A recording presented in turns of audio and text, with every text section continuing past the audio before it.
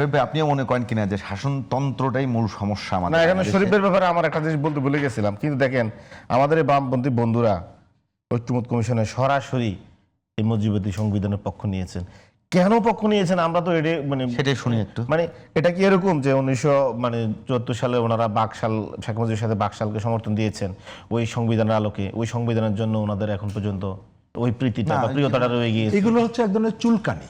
না না, চুলকানি আর না, আমি ওনাকে জিজ্ঞেস করি, উনি যে বললেন, আমি শেষ করি, উনি যে বললেন যে আইনমন্ত্রীর অনুমতি ছাড়া যে বিচার জামিন হয় না, উনি কি নিশ্চিত হয়ে বলছেন?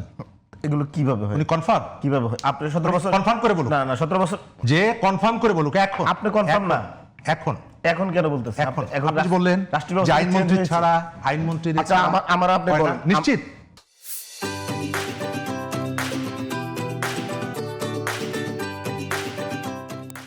আচ্ছা, আমি এটা জানতে চাচ্ছি। আমি বলতে চাচ্ছি নিশ্চিত। আপনার কাছে কি মনে হয়? আপনার কাছে কি মনে হয়? শিশির, আমরা এক এক করে বলি। 54 শিশির, আমরা এক এক করে বলি। নিম্ন আদালতের যে আপনার ছিল নাকি পরিবর্তন হয়েছে? আমাদের একটা প্রবণতা হচ্ছে আচ্ছা, আপনাদের কথা ঘটনা ঘটতে গেলেই আপনাদের আমরা একটা নির্দিষ্ট সিদ্ধান্ত শরীফ, নিয়ে এটা আসি। কিন্তু আপনার একটা আপনি সেই আমারে সিদ্ধান্তের বললে দিকে আমি আমি যেতে চাইবো। আমি না, উত্তর দেব। সে আমাকে বলতে দিয়েছে।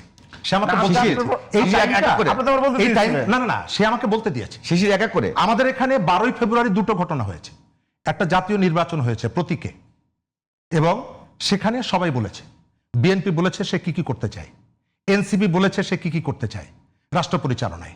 তারা ওই যে বাধ্যতামূলক সামরিক প্রশিক্ষণ বলেছে না, বলেছে। জামাতের কতগুলো এজেন্ডা ছিল, আপনি এদের আলোচনার মধ্যে সেই এজেন্ডাগুলো শোনেন। দ্রব্যমূল্য নিয়ন্ত্রণ, মানুষের নিরাপত্তা, মানুষের সামগ্রিক উন্নয়ন, আর্থসামাজিক উন্নয়ন, ব্যবসা বাণিজ্য, নারীর নিরাপত্তা, কোনো জায়গায় সব কিছুই হলো আমাদের। আম এবার কেন পাকে নাই? এই আম পাকে নাই যে সংবিধানে একটা সমস্যা আছে, সেই কারণে আম পাকে নাই। আমের দাম কম কেন?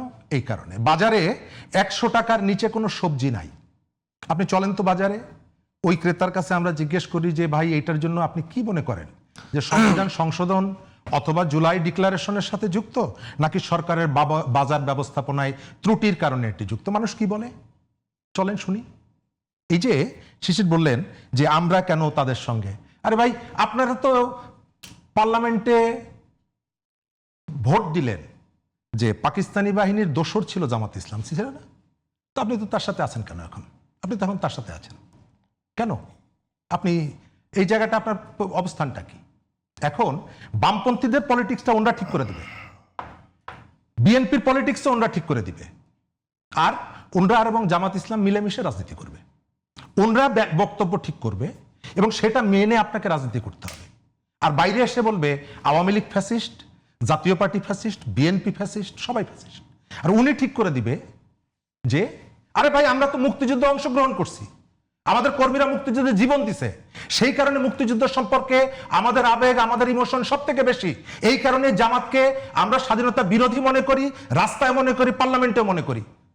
আপনি জামাতকে ভোট দিচ্ছেন না যে পাকিস্তানি বাহিনীর দোসর ছিল, এটা তো দিছে, তো তার সাথে থাকেন কিভাবে আপনি? কারণ হচ্ছে রাজনীতিটা পরিষ্কার না। রাজনীতি যতক্ষণ পরিষ্কার না হবে, আপনি যখনই আমি মুক্তিযুদ্ধের সংবিধানের পক্ষে থাকবো, তার মানে হচ্ছে আমি আওয়ামী লীগ। তো আপনি তো তাহলে আপনাকে কেন জামাতের বলবো না যে আপনি জামাত?